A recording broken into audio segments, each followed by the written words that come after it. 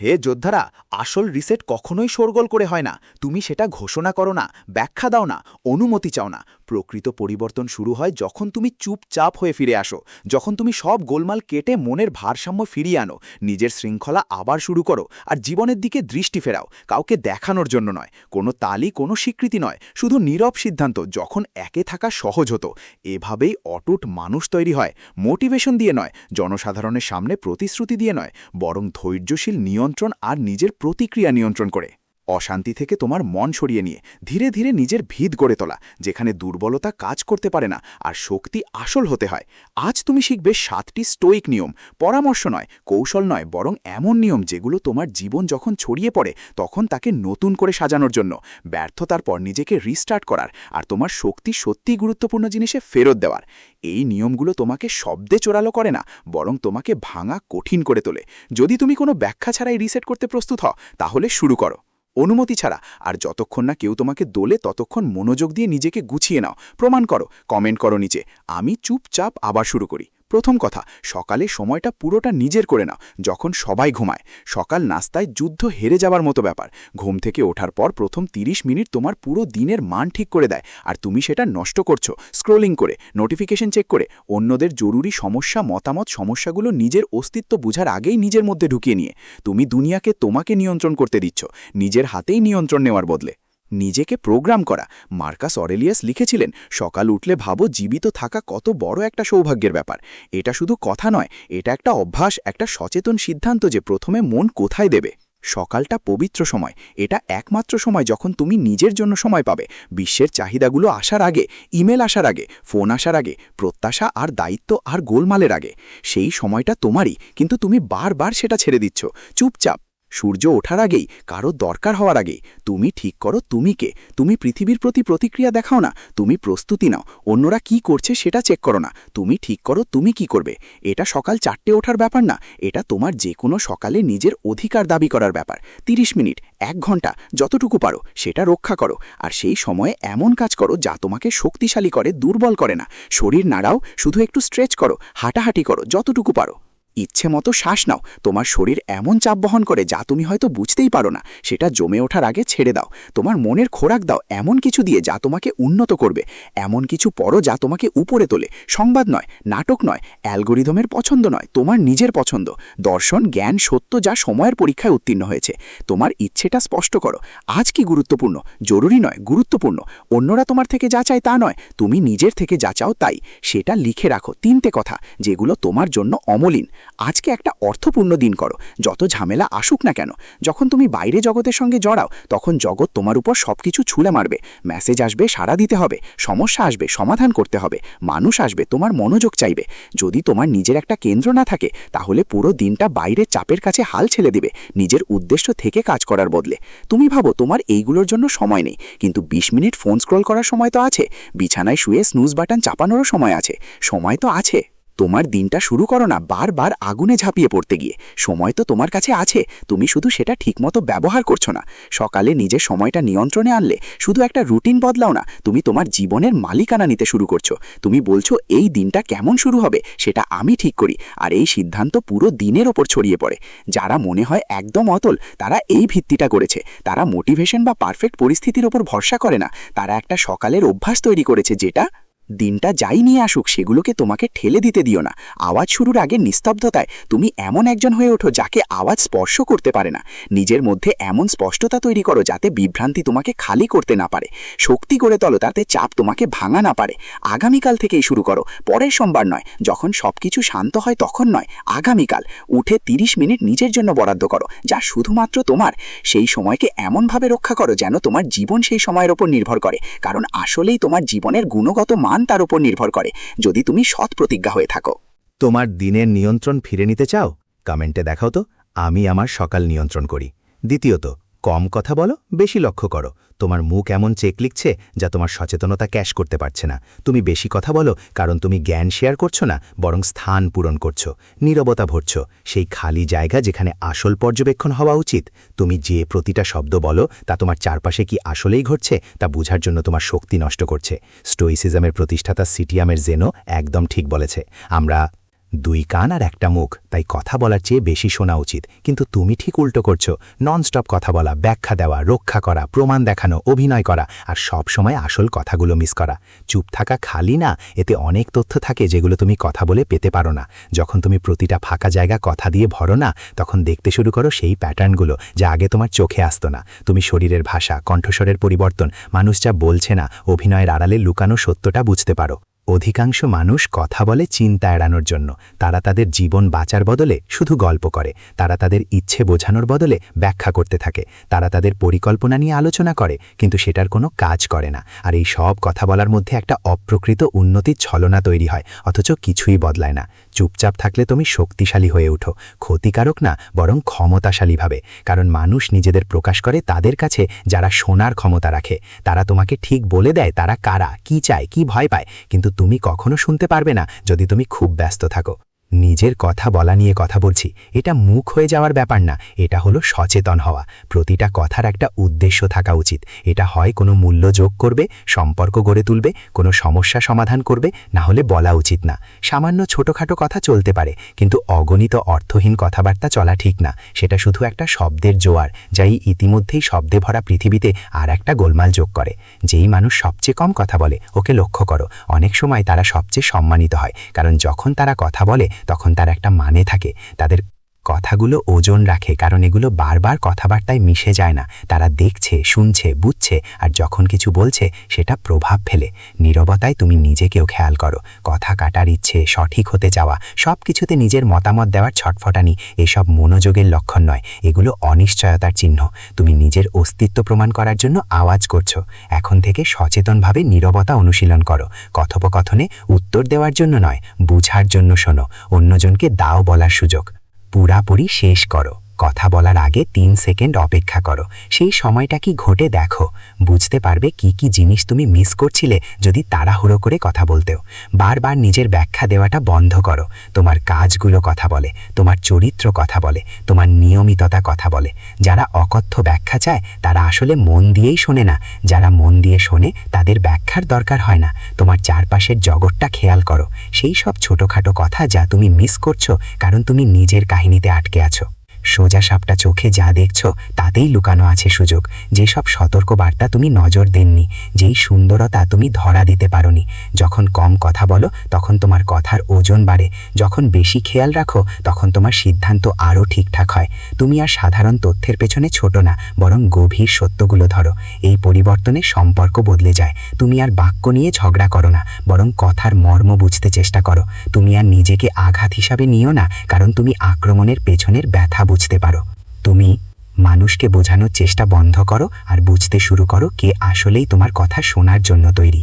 চুপ থাকার মধ্যে তুমি বুঝার ক্ষমতা গড়ে তোলো, যে ক্ষমতা দিয়ে তুমি বুঝতে পারবে আসল কথা আর ফালতু কথা, সত্য আর নাটক, গুরুত্ব আর ভাটা। আর এই বুঝার ক্ষমতা তোমার সবচেয়ে বড় শক্তি হবে এমন একটা দুনিয়ায় যেখানে অগণিত অপ্রয়োজনীয় তথ্যে ডুবে আছে সবাই। তাই মুখ বন্ধ করো, চোখ খোলো। দুনিয়া তোমাকে শেখাক সেই সব কথা যা তোমার কথা বলাটা শেখার আগ্রহকে দমন করে দিয়েছে। যদি তুমি শব্দ অপচয় করা বন্ধ করতে চাও আর সত্যিকার শক্তি তৈরি করতে চাও, তাহলে নিচে কমেন্ট করো, আমার নীরবতা আমার শক্তি। তৃতীয় কথা, তোমার এনার্জিকে মুদ্রার মতো আচরণ করো। তুমি ক্লান্ত কারণ তুমি নিজের শক্তি বারবার ফ্রিতে দিচ্ছ।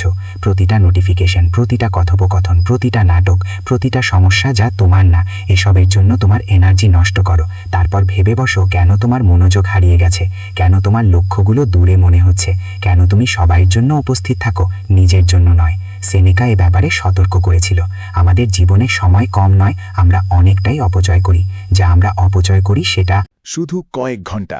এটা মনোযোগ, উদ্দেশ্য আর চেষ্টা, জীবনের সেই অংশগুলো যেগুলো আসলেই তোমার চরিত্র গড়ে তোলে।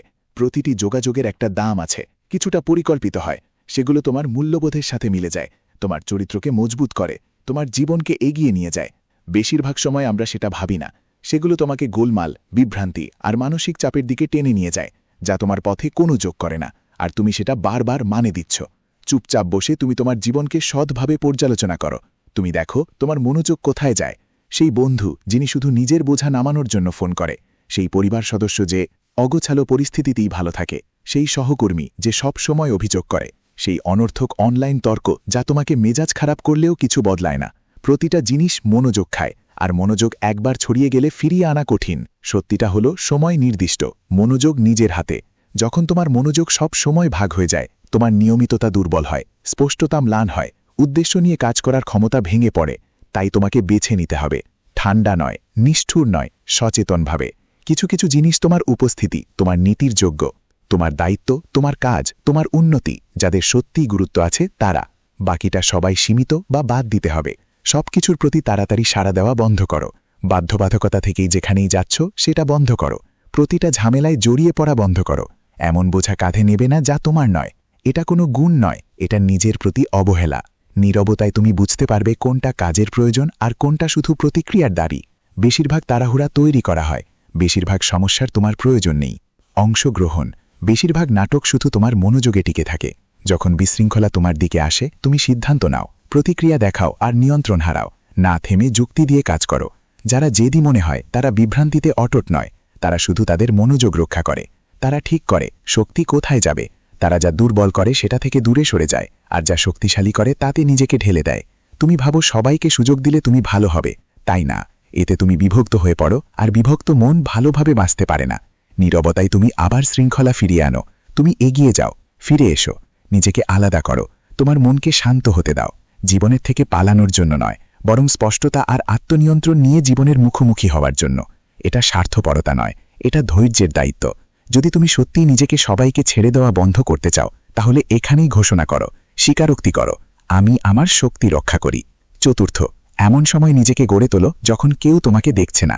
তোমার ব্যক্তিগত নিয়ম তোমার জনসম্মুখের শক্তি ঠিক করে। সবাই ফলাফল দেখে, কেউ পুনরাবৃত্তি দেখে না। সেই একাকী ঘণ্টাগুলো, যে ব্যর্থতাগুলো তুমি সামলিয়েছ, চুপচাপ সহ্য করো। সেই মুহূর্তগুলো যখন তুমি আরামের চেয়ে উন্নতিকে বেছে নিয়েছ, আর কোনো ক্যামেরা সেটা ধরছে না। আসল শক্তি ঠিক সেখানে গড়ে ওঠে, স্টেজে নয়, ছায়ায়। এপিকটেটাস এটা গভীরভাবে বুঝতে পেরেছিল। সে বলেছিল, প্রথমে যা বলো তার মানে বোঝো, তারপর বলো। তার মানে প্রস্তুতি না নিয়ে অভিনয় বন্ধ করো, সফল না হয়ে ঘোষণা দেওয়া বন্ধ করো, এখনও ফলাফল না দেওয়া প্রচেষ্টার জন্য স্বীকৃতি চাওয়া বন্ধ করো। পৃথিবী ভরে আছে এমন মানুষ দিয়ে যারা কথা বলে তারা কি করবে কি করবে না। তারা যা করছে, যা তৈরি করছে, তার ওপর কাজ করছে। আর অনেকেই কখনো শেষ করে না, কারণ কথা বললেই তারা সেই ডোপামিন পেয়ে যায়, যা আসলে কাজ করার সময় পাওয়া উচিত ছিল। মনোযোগী হয়ে যায় সফলতার বদলি।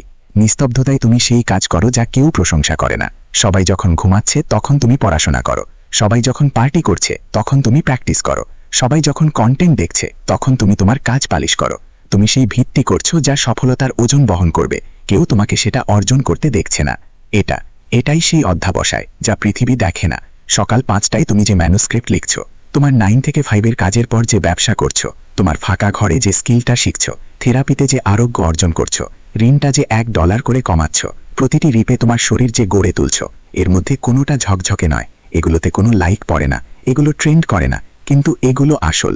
আর ব্যক্তিগতভাবে করা আসল কাজ সব সময় পাবলিকে করা ভুয়া কাজকে ছাপিয়ে যায়। জানো কেন বেশিরভাগ মানুষ ব্যর্থ হয়? তারা পারফর্ম করার জন্য দর্শক দরকার।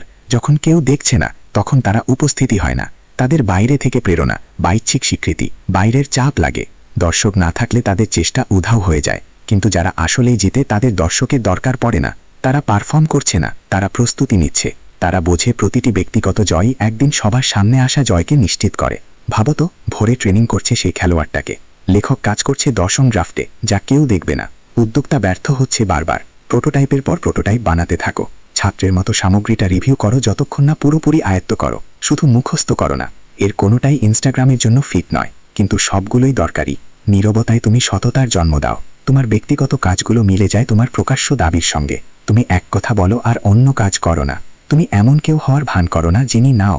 তুমি আসলেই সেই মানুষে পরিণত হচ্ছ যিনি হতে চাও। এখানেই চরিত্র গড়ে ওঠে, সবার নজর থাকার সময় নয়। ওই মুহূর্তগুলো যখন তুমি অলস হতে পারতেছো আর কেউ কিছু জানতো না, যখন তুমি কাজের কিছু অংশ কাটিয়ে দিতে পারতেছো আর কেউ খেয়াল করতো না, যখন তুমি ছেড়ে দিতে পারতেছিলে আর কেউ তোমাকে বিচার করতো না। কিন্তু তুমি করো না, কারণ তুমি এটা তাদের জন্য করছো না, তুমি এটা তোমার জন্য করছো। তুমি এমন কিছু তৈরি করছো যা কেউ তোমার থেকে ছিনিয়ে নিতে পারবে না, কারণ সেটা তোমার ভিতরেই গড়ে উঠছে।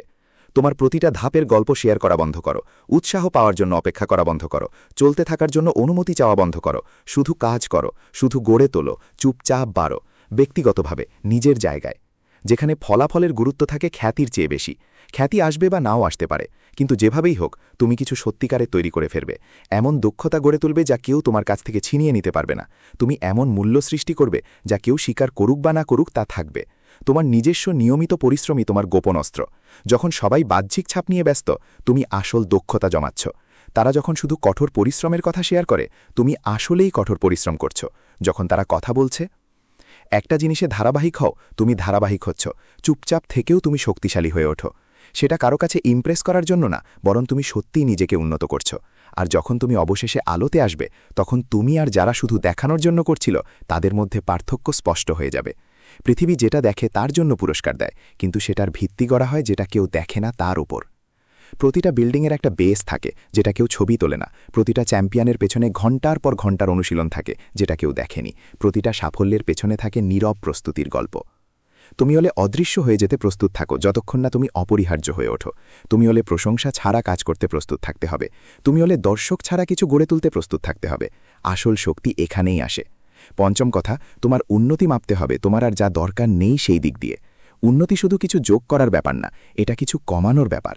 তুমি ভাবো উন্নতি করছো কারণ তুমি বেশি শিখছো, বেশি করছো, বেশি অর্জন করছো। কিন্তু আসল পরিবর্তন তখনই আসে যখন তোমার কম দরকার হয়। কম স্বীকৃতি, কম বিভ্রান্তি, কম নাটক, কম জিনিসপত্র, কম গোলমাল, কম কিছু। প্রমাণ করার চেয়ে কম ব্যাখ্যা দেওয়া। বাইরের কারো স্বীকৃতির দরকার কম যে তুমি যোগ্য। মার্কাস অরেলিয়াস এটা অসাধারণভাবে বুঝেছিলেন। সুখী জীবনের জন্য খুব কম কিছু লাগে। সবকিছু তোমার নিজের মধ্যে, তোমার চিন্তার ধরনে। তিনি একটা সাম্রাজ্য শাসন করতেন, সবকিছুর অ্যাক্সেস ছিল তার। আর তিনি বুঝতে পেরেছিলেন যে জমাট করা মানে উন্নতি নয়। বেশিরভাগ মানুষ তাদের জীবনে জটিলতা বাড়াচ্ছে, আর সেটাকেই উন্নতি বলছে। বেশি অ্যাপস, বেশি অঙ্গীকার, বেশি মালপত্র, বেশি সম্পর্ক, বেশি কন্টেন্ট, সবকিছুই বেশি। আর তারা অধিকতর ডুবে যাচ্ছ। নীরবতায় বুঝতে পারো তুমি কি কি ছেড়ে এসেছ। সেই বন্ধুত্বগুলো যা আর তোমার কাজে লাগে না, সেই অভ্যাসগুলো যা আর তোমার পরিবর্তিত স্বরূপের সঙ্গে মানায় না, সেই বিশ্বাসগুলো যা কখনো তোমার ছিল না। প্রতিটা তর্কে সঠিক হওয়ার প্রয়োজন, প্রতিটা নীরবতা পূরণ করার চাপ, ব্যস্ত থাকার আসক্তি, এসব ছেড়ে দেওয়া কোনো ক্ষতি নয়, এটা মুক্তি। প্রতিটি অপ্রয়োজনীয় জিনিস ছেড়ে দিলে জায়গা হয় জরুরি কিছু বড় হওয়ার জন্য। ভাবো 1 বছর আগে তুমি কার মতো ছিলে, কি ছিল তোমার সেই পুরনো ভার্সনটা যা এখন আর দরকার নেই। হয়তো তখন তোমার লাগতো বারবার নিশ্চিত হওয়ার জন্য, হয়তো জানতে চাইতেও সবাই তোমাকে কেমন দেখছে, হয়তো আরাম পেতে দরকার হতো মদ্যপান কিংবা সামাজিক যোগাযোগ মাধ্যম, অথবা নিজেকে মূল্যবান মনে করতে কেনাকাটা। তুমি কি কি ছেড়ে এসেছো সেটাই আসল উন্নতির মাপকাঠি। তুমি যা পেয়েছো তার চেয়ে বেশি গুরুত্বপূর্ণ তুমি যা ছাড়িয়ে গেছো। আগে শেষ কথা বলতে হতো তোমাকে, এখন অন্যদের ভুল থাকতে দিতে পারো। আগে সবকিছুর অংশ হতে হতো, এখন তোমার নিজের সঙ্গেই থাকতে ভালো লাগে। আগে তোমার বারবার নিজেকে প্রমাণ করতে হতো, এখন তোমার কাজ নিজেই তোমার কথা বলে। আগে প্রতিশোধ নিতে হতো, এখন শান্তি দরকার। এটাই শক্তি, পাওয়ার জন্য নয়, ছাড়ার জন্য শক্তি। যা আর তোমার কাজে আসে না তা থেকে দূরে সরে যাওয়ার জন্য শক্তি। ভালো জিনিসগুলোকে না বলার জন্য, কারণ তুমি মহান জিনিসগুলোর প্রতি প্রতিশ্রুতিবদ্ধ। সবকিছু ছেটে ফেলা যা জরুরি নয়, যতক্ষণ না শুধু সত্যটাই থাকে। নীরবতায় তুমি বিয়োগের অনুশীলন করো। একটা বিষাক্ত সম্পর্ক, একটা সময় নষ্ট করা অভ্যাস, একটা সীমাবদ্ধ বিশ্বাস, একটা অপ্রয়োজনীয় জিনিস দূর করো। আপনি যখন সত্যি অঙ্গীকার করেন তখন মনটা হালকা লাগে, পরিষ্কার লাগে, নিজের মতো লাগে। এই পৃথিবী বলে সফলতা মানে আরও বেশি কিছু, আরও টাকা, আরও ফলোয়ার, আরও অর্জন, আরও স্বীকৃতি। আর হ্যাঁ, এসব কিছু গুরুত্বপূর্ণ হতে পারে, কিন্তু এগুলো দিয়ে বোঝা যায় না আপনি আসলে কতটা বেড়ে উঠছেন। বেড়ে ওঠা হলো ভিতরের ব্যাপার। সেটা হলো জীবনের চাপ সামলানোর ক্ষমতা বাড়ানো, যাতে আপনি ভেঙে পড়েন না। সমস্যা মোকাবেলা করা নিজের পায়ে দাঁড়িয়ে, কাউকে বাঁচানোর জন্য অপেক্ষা না করে। একা থাকা মানেই একাকিত্ব নয়। সফল হওয়া মানে কাউকে প্রমাণ করার দরকার নেই, নিজেই হওয়া যথেষ্ট। প্রমাণ না দিয়ে তুমি জানো তুমি বড় হচ্ছ যখন সেই সব জিনিস আর তোমাকে ব্যথা দেয় না যা আগে দমিয়ে রাখত, যখন সেই মতামতগুলো যা আগে তোমাকে ভেঙে দিত এখন আর লাগে না, যখন সেই সব ক্ষতি যা আগে তোমাকে নষ্ট করত এখন তোমাকে কিছু শেখায়, যখন সেই নীরবতা যা আগে তোমাকে ভয় দেখাত এখন তোমার আশ্রয় হয়। নিজেকে অন্যভাবে মাপতে শুরু করো। এই মাসে তুমি কি করেছো সেটা জিজ্ঞেস করো না, জিজ্ঞেস করো তুমি কি আর দরকার নেই, কোন ভয়কে তুমি ছেড়ে দিয়েছ, কোন অনিশ্চয়তা তুমি সারিয়ে তুলেছ, কোন আবদার তুমি ছাড়িয়ে দিয়েছ, কোন অভিনয় তুমি বন্ধ করেছ। এইটাই আসল কাজ, আরও ভালো মুখোশ বানানো না, পুরোপুরি মুখোশটা তুলে ফেলা। নিজের একটা আরও চমৎকার ভার্সন তৈরি করা না, সবচেয়ে আসল প্রকৃত নিজেকে হওয়া। জীবনে আরও কিছু যোগ করা না, যা কিছু তোমার জীবনের স্বাভাবিক প্রবাহকে বাধা দিচ্ছে সব সরিয়ে ফেলা। নিস্তব্ধতায় তুমি ধীরে ধীরে নিজের আসল সত্তায় ফিরো। তুমি সব শর্ত, প্রত্যাশা, করা উচিত ছিল, অভিনয়, ভান, অল কিছু বাদ দিয়ে দাও। যতক্ষণ না শুধু তুমি নিজেই থেকে যাও, আর সেই মানুষটার তার অর্ধেকটুকুও প্রয়োজন হয় না তুমি যা বহন করছো। 6 নম্বর, জীবনের প্রতি সাড়া দাও, প্রতিক্রিয়া দেখাও না। যা ঘটে আর তুমি যা করো তার মধ্যে একটা ফাঁক আছে, আর তোমার পুরো ভবিষ্যৎ ওই ফাঁকে লুকানো। বেশিরভাগ মানুষ সেই ফাঁকটাই মুছে ফেলে। কিছু একটা ঘটে আর তারা ফেটে পড়ে, কেউ কিছু বলে আর তারা চট করে জবাব দেয়, কোনো বাধা আসে আর তারা আতঙ্কিত হয়, তারা অটোপাইলটে থাকে, পরিস্থিতির নিয়ন্ত্রণে চলে যায়, আর আশ্চর্য হয় কেন তাদের জীবন নিয়ন্ত্রণের বাইরে চলে গিয়েছে। ভিক্টর ফ্র্যাঙ্কল সবচেয়ে শক্তিশালী জিনিসটা আবিষ্কার করেছিলেন, মানব স্বাধীনতার সত্য। ইন্দ্রিয় উত্তেজনা আর প্রতিক্রিয়ার মাঝে একটা ফাঁক থাকে, ওই ফাঁকে আছে আমাদের শক্তি। আমরা কিভাবে প্রতিক্রিয়া দেখাবো সেটা বেছে নেওয়ার ক্ষমতা। আমাদের প্রতিক্রিয়াতেই থাকে আমাদের বৃদ্ধি আর আমাদের স্বাধীনতা। ওটা সে নরকের মধ্যে শিখেছিল, তুমি একেবারেই এখনই শিখতে পারো। প্রতিটি মুহূর্ত তোমাকে একটা পছন্দ দেয়, তুমি সেটা নিচ্ছ না। কেউ ট্রাফিকে তোমার গাড়ির সামনে কাটা দেয়, তুমি রাগ করতে পারো বা নিঃশ্বাস নিয়ে ছেড়ে দিতে পারো। কেউ তোমার কাজের সমালোচনা করে, তুমি প্রতিরোধ করতে পারো বা ভাবতে পারো সত্যের কোনো দিক আছে কিনা যা যাচাই করা দরকার। তোমার পরিকল্পনা ব্যর্থ হয়, তুমি ডুবে যেতে পারো বা অ্যাডজাস্ট করা। রিঅ্যাকশন অটোমেটিক, রেসপন্স ইচ্ছাকৃত। রিঅ্যাকশন আসে তোমার পুরনো অভ্যাস, তোমার ক্ষত, তোমার অহংকার থেকে। রেসপন্স আসে তোমার বুদ্ধি, তোমার মূল্যবোধ, তোমার পছন্দ থেকে। নীরবতায় তুমি সেই ফাঁক তৈরি করো। তুমি বিরতি নেওয়ার অভ্যাস করো। তুমি নিজেকে প্রশিক্ষণ দাও থামতে, শ্বাস নিতে আর বেছে নিতে। শুধু তোমার নার্ভাস সিস্টেম যেভাবে স্বয়ংক্রিয়ভাবে রিয়্যাক্ট করে সেভাবে দ্রুত ফেটে পড়ার বদলে। এটা আবেগ দমন করার ব্যাপার না, এটা আবেগের নিয়ন্ত্রণে না আসার ব্যাপার। রাগটা অনুভব করো, ভয়টাও খেয়াল করো, স্বীকার করো। আঘাত পেলে তো আঘাতটাই লাগে, তারপর ঠিক করো এর সাথে কি করবে। তোমার শক্তি সেই অনুভূতির হাতে ছেড়ে দিও না।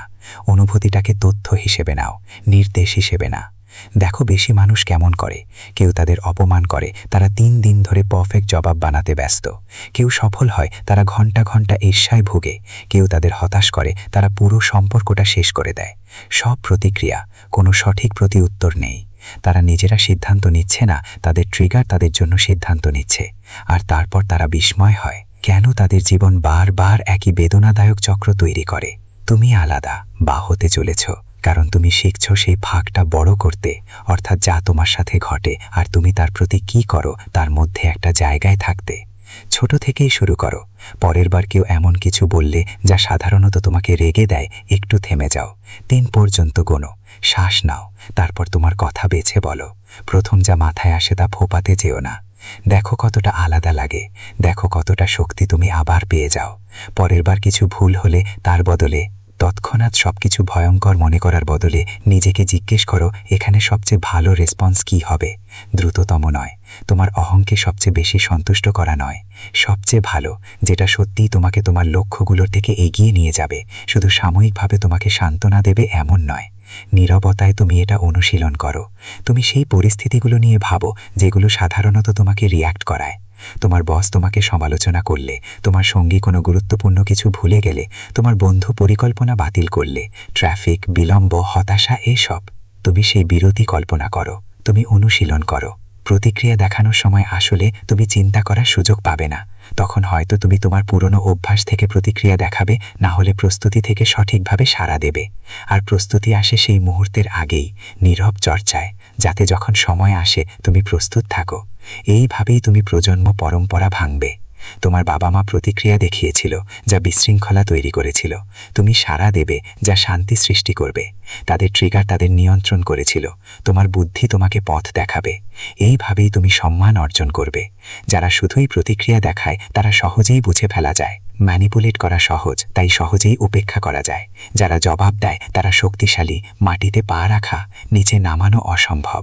তাদের কোনোভাবেই ঝগড়ায় ফেলা যায় না, তারা কোনোভাবেই ভুল সিদ্ধান্ত নিতে প্ররোচিত হয় না। বাইরের পরিস্থিতি তাদের নিয়ন্ত্রণ করতে পারে না।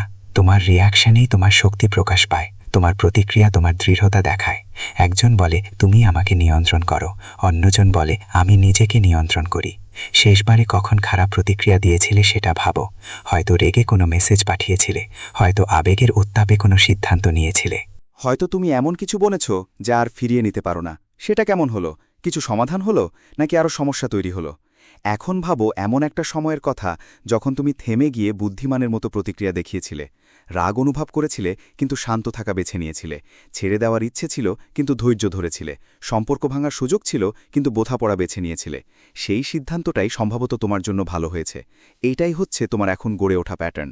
পারফেকশন নয়, অনুভূতি ছাড়া নিয়ন্ত্রণ নয়, বরং নিজের প্রতিক্রিয়া বেছে নেওয়ার ক্ষমতা বাড়ানো, যাতে তুমি অন্য কেউ নিয়ন্ত্রণ করতে না পারে। তোমার প্রতিক্রিয়া নীরবতায় তুমি সেই মানুষটায় পরিণত হও যিনি নিজের শক্তি কাউকে ছাড়েন না, যিনি অন্যের বিশৃঙ্খলাকে নিজের করে নেন না, যিনি আবেগের ঝড়কে শক্তি ভেবে ভুল বোঝেন না। তুমি এমন একজন হও যাকে চাপ সামলেতে বিশ্বাস করা যায়, কারণ তুমি নিজেকে নিয়ন্ত্রণ করতে শিখেছ।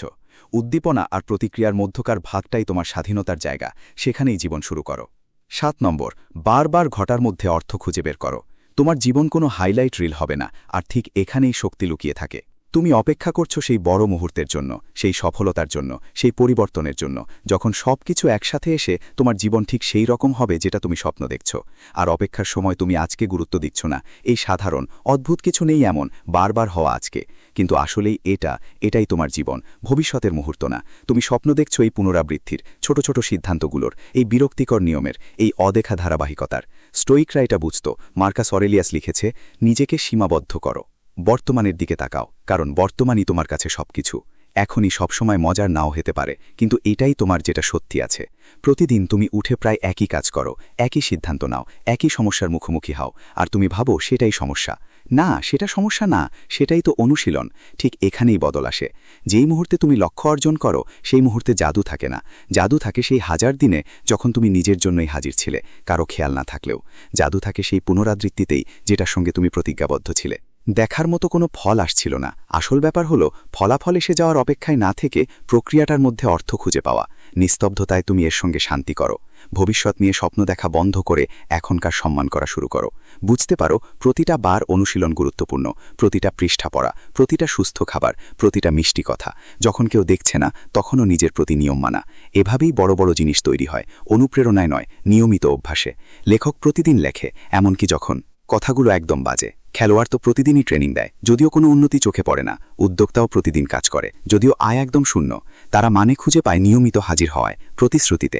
এমন একজন হয়ে ওঠায় যে ওটাই করে যা সে বলেছিল করবে, সে কেমন অনুভব করুক বা ফলাফল কেমন আসুক না কেন। তুমি চাও পরিবর্তন, কিন্তু ঝামেলা ছাড়া। তুমি চাও গন্তব্য, কিন্তু যাত্রা ছাড়া। তুমি চাও ফসল, কিন্তু বপন, পানি দেওয়া, আগাছা তোলা, অপেক্ষা ছাড়া। এটা হয় না। এভাবেই কাজ হয়। তুমি যেই মানুষ হতে চলেছ সেই মানুষ তৈরি হচ্ছে এই বারবার ঘটে যাওয়া ছোট ছোট মুহূর্তগুলোর মধ্যে, যেগুলো বোরিং লাগে, যেগুলো বড় কোনো ব্যাপার মনে হয় না, যেগুলো এড়িয়ে যেতে মন চায়। কারণ একটা দিন কি এমন বড় কিছু বদলে দিতে পারে? একদম পারে। একটা দিন গড়ে তোলে অথবা ভেঙে দেয়। একটা দিন প্যাটার্নটাকে মজবুত করে অথবা দুর্বল করে। একটা দিন নিজেকে প্রমাণ করার সুযোগ দেয় তুমি সিরিয়াস নাকি না। নীরবতায় তুমি সাধারণের মধ্যে পবিত্রতা খুঁজে পাবে, আর প্রতিদিনকে বিশেষ করার জন্য অপেক্ষা করবে না, বরং প্রতিদিনকেই মূল্যবান করে তুলবে। তুমি বুঝে নাও, সাফল্য কোনো বিশেষ ঘটনা না, এটা প্রতিদিনের একটি অভ্যাস।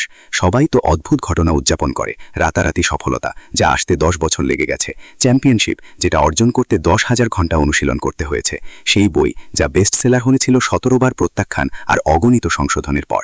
কিন্তু তারা সেই বারবারের পুনরাবৃত্তিকে উদযাপন করে না, যেটাই সব সম্ভব করেছে। সেই সাধারণ, আকর্ষণহীন, অদ্ভুত নালাগার পুনরাবৃত্তি। আর এখন তুমি ঠিক ওই জায়গায় থাকবে। মোটিভেশনের জন্য অপেক্ষা করবে না, পেছনে ছুটবে না। প্রেরণা নয়, শুধু কাজ করাটা। দিন গড়ানোর পর দিন বারবার চেষ্টা করা, একটার পর একটা সিদ্ধান্ত নেওয়া। মানে খুঁজে পাওয়া হাইলাইটে নয়, ধারাবাহিকতায়। কারণ এটাই স্বপ্ন দেখেনরা আর সফল হওয়া মানুষের পার্থক্য।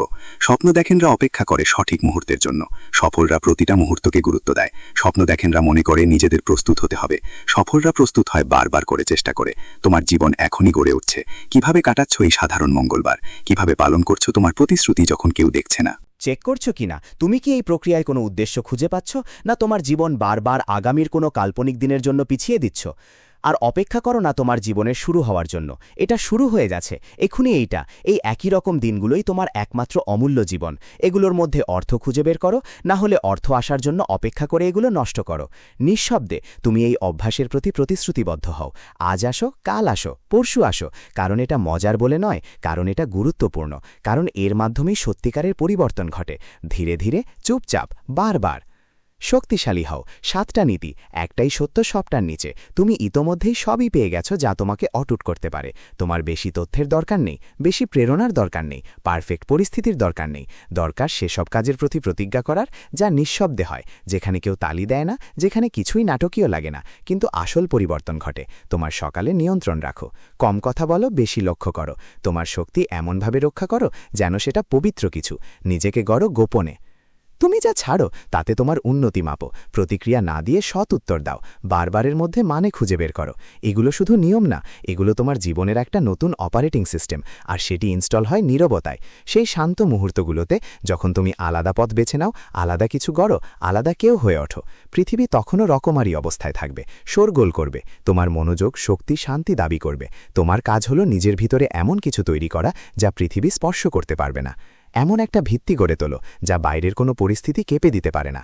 সেই ভিত্তি তৈরি হয় এক একটা চুপচাপ ভরে, এক একটা সচেতন বিরামে, এক একটা ব্যক্তিগত শৃঙ্খলায়, এক একটা মুক্তিতে, এক একটা উদ্দেশ্যমূলক প্রতিক্রিয়ায়, এক একটা অর্থপূর্ণ পুনরাবৃত্তিতে। তোমাকে এই পরিবর্তনটা ঘোষণা করার দরকার নেই, এটা নথিভুক্ত করার দরকার নেই, কারো অনুমতি বা স্বীকৃতির প্রয়োজন নেই। শুধু নিজেকে চুপচাপ প্রতিজ্ঞা করতে হবে, এখান থেকেই শুরু করে। তাই যদি এটা তোমার মন স্পর্শ করে, কোনো কিছু বদলাতে শুরু করে, তাহলে এটা শুধু একটা ভিডিও দেখে ভুলে যাওয়ার মতো না হওয়া উচিত। লাইক দাও, কমেন্টে তোমার দৃঢ় সংকল্প লেখো, আর সেটা সত্যিই মানো। যে কোনো একজনের সাথে শেয়ার করো যিনি আবার নতুন করে শুরু করার জন্য প্রস্তুত। এই চ্যানেলটা সাবস্ক্রাইব করো, কারণ আমরা এখানে শুধু কন্টেন্ট তৈরি করছি না, সত্যিকারের পরিবর্তন আনছি। তুমি একদম ভাঙা নাও, তোমার আবার গড়ে ওঠার সময় হয়েছে, আর সেই পরিকল্পনাটা এখানেই আছে। এখন যাও, নিজেকে এমন কিছু বানাও যাকে বিশৃঙ্খলা ভাঙতে পারবে না। শক্তি হয়ে ফিরে এসো।